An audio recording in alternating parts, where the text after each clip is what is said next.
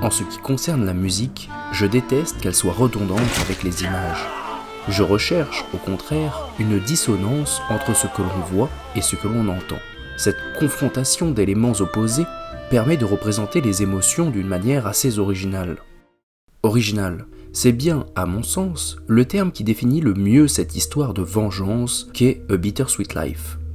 Défini comme un polar noir, il s'agit d'un film d'action sud-coréen écrit et réalisé par Kim Ji-woon, sorti en 2005.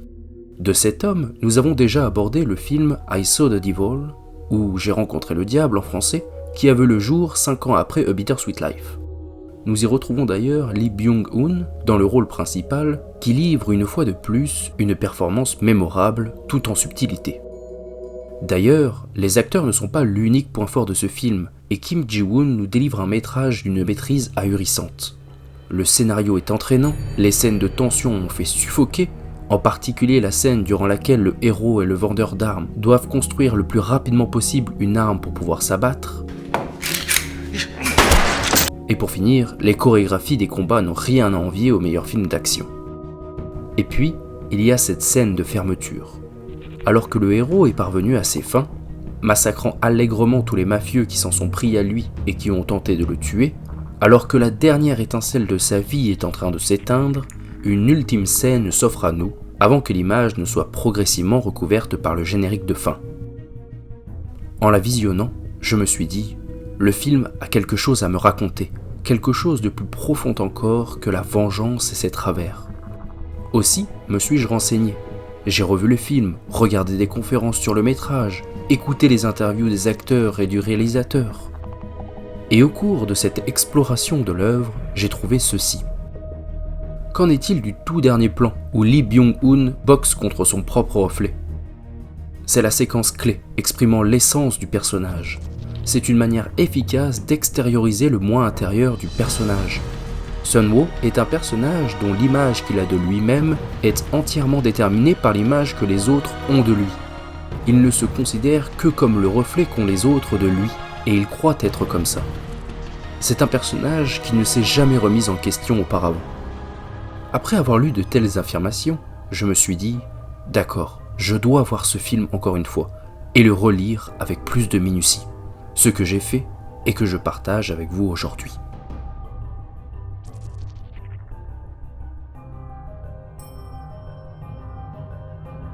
Dans A Bittersweet Life, nous suivons donc Sun-woo, un jeune gangster doué pour le combat à main nue et particulièrement charismatique. En charge d'un hôtel dont le propriétaire n'est autre qu'un chef de gang sud-coréen, Sun-woo se montre froid, mystérieux, parfois même prétentieux et hautain envers ses compères, mais surtout très méticuleux dans son travail. Il est introduit dans le récit au travers de l'hôtel duquel il est en charge, dans lequel tout débute et tout se termine, et des couleurs qui lui sont associées.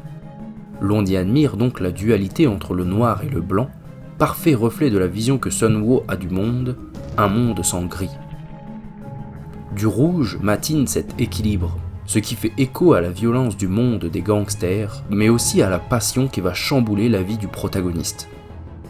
Durant un repas avec son boss, au cours duquel ce dernier lui explique qu'une erreur suffit pour tout détruire, ce qui va évidemment arriver, Sun-woo est chargé de surveiller la petite amie de son supérieur, Iso.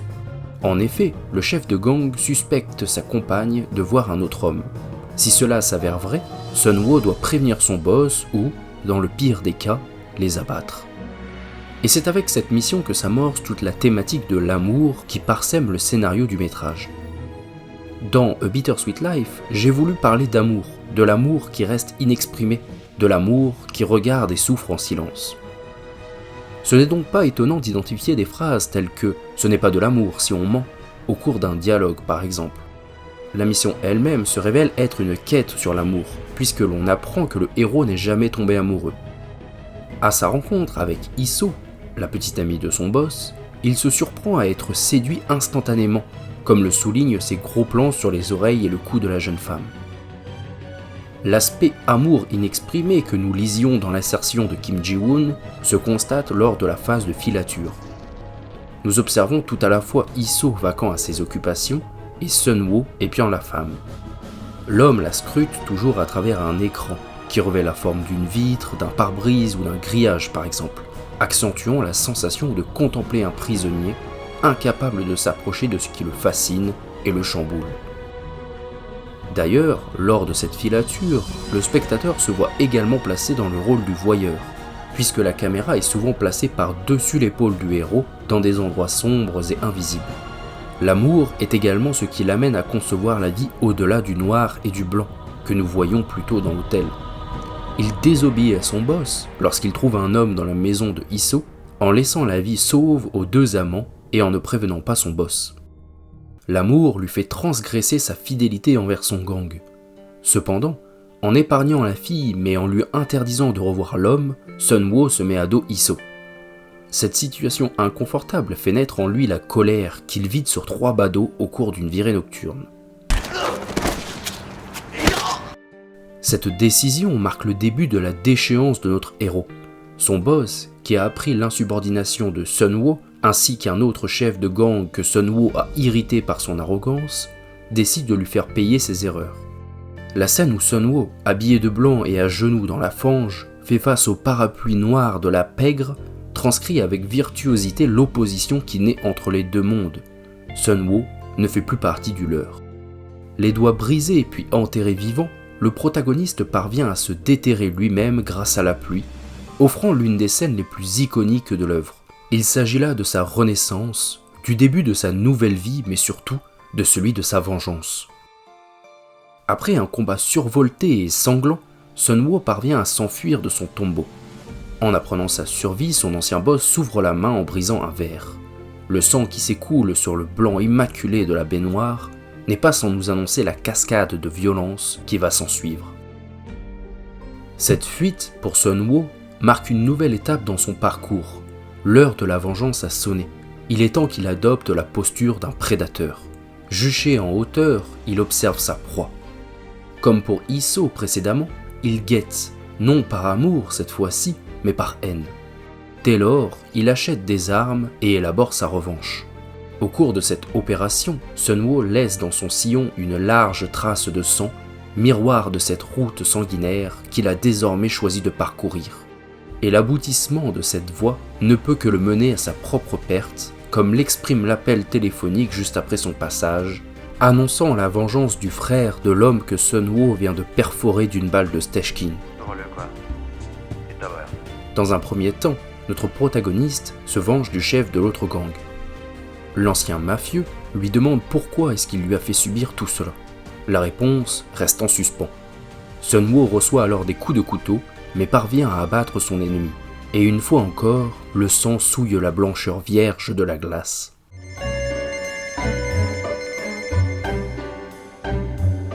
Après cette première étape, Sun-Woo prend le temps de faire 2 choses.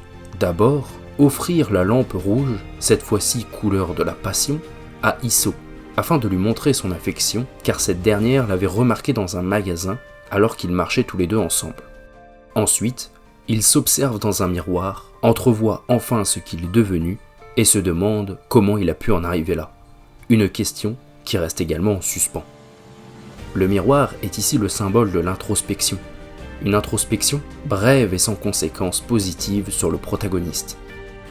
Arrivé à l'hôtel où tout a commencé, Sun-Woo tue tous ceux qui se dressent sur sa route jusqu'à son ancien boss. Lorsqu'il fait enfin face à ce dernier, il lui pose cette question. « Pourquoi m'avez-vous fait ça ?» Mais la réponse ne le satisfait pas, et Sun-Woo tue son ancien boss. S'ensuit une scène de tir durant laquelle le protagoniste est mortellement blessé. Finalement, arrive le frère du marchand d'armes que Sun-Woo a tué. Il marche sur une route de lumière tapissée de sang et jonchée de cadavres, littéralement et métaphoriquement, la route de Sun-Woo. L'homme l'a traqué jusqu'ici et l'achève sans plus de cérémonie. Mais le film ne s'achève pas aussi simplement. En effet, le récit est enserré par 2 citations, l'une complétant l'autre. Les voici. 어느 맑은 봄날 바람에 이리저리 휘날리는 나뭇가지를 바라보며 제자가 물었다. 스승님, 저것은 나뭇가지가 움직이는 겁니까? 바람이 움직이는 겁니까?